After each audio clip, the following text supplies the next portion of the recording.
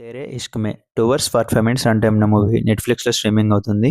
Movie ఎలా ఉందో తెలుసుకుందాం. కానీ దానికంటే ముందు చాలామంది చూస్తున్నారు గానీ సబ్స్క్రైబ్ అయితే చేసుకోవట్లేదండి. కొంచెం సబ్స్క్రైబ్ చేసుకోండి. మాకు కొంచెం సపోర్ట్ ఇచ్చినట్టు ఉంటుంది. మూవీ నాకైతే నచ్చిందండి. లెంత్ ఎక్కువగా ఉన్నప్పటికీ మూవీ ఫ్లోలో వెళ్ళిపోతుంది. మూవీలో వచ్చే కొన్ని డైలాగ్స్ చాలా ఇంపాక్ట్‌ని అయితే ఇస్తాయి. హీరో, హీరోయిన్‌తో వచ్చే ప్రతి ఒక్క సీన్ కూడా చాలా హైలైట్ అవుతాయి. అలాగే ప్రకాష్ రాజ్ గారితో లిమిటెడ్ సీన్స్ ఉన్నప్పటికీ ఆయన పర్ఫార్మెన్స్‌తో మూవీ చాలా హైలైట్ అయింది. స్టోరీ విషయానికొస్తే కోపం ఎక్కువగా ఉన్న శంకర్ ఢిల్లీ యూనివర్సిటీలో ఒక స్టూడెంట్. అదే యూనివర్సిటీలో కోపం ఎక్కువగా ఉన్న పర్సన్స్‌ని నార్మల్ పర్సన్స్‌గా ఎలా మార్చొచ్చు అనే థీసిస్ మీద వర్క్ చేస్తూ ఉంటుంది ముక్తి. ఈ థీసిస్ కోసం శంకర్‌తో పరిచయం ఏర్పరచుకుంటుంది ముక్తి. ఈ ప్రాసెస్‌లో శంకర్ ముక్తిని నిజంగానే లవ్ చేస్తాడు. శంకర్ ముక్తిని నిజంగా లవ్ చేసిన తర్వాత ముక్తి వాళ్ళ ఇంట్లో ఏం జరిగింది? శంకర్ ఎలాంటి పరిస్థితులు ఎదుర్కొన్నాడు? ఆ తర్వాత శంకర్ ఎయిర్ ఫోర్స్‌లో ఎందుకు జాయిన్ అయ్యాడు అనేది రిమైనింగ్ స్టోరీ. ఇది ఒక డిఫరెంట్ లవ్ స్టోరీ అనే చెప్పాలి.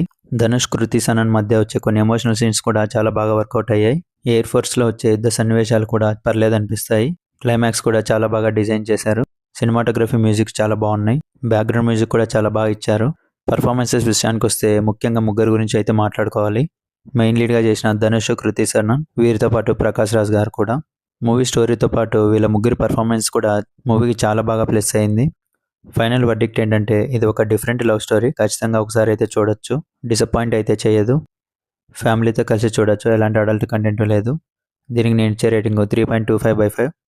మీకు గన నా రివ్యూ నచ్చినట్లయితే లైక్ చేయండి, షేర్ చేయండి, అలాగే సబ్స్క్రైబ్ చేసుకోండి. మీరు గన మూవీ చూసి ఉంటే మీ ఒపీనియన్ని కామెంట్లో తెలపండి. Thank you.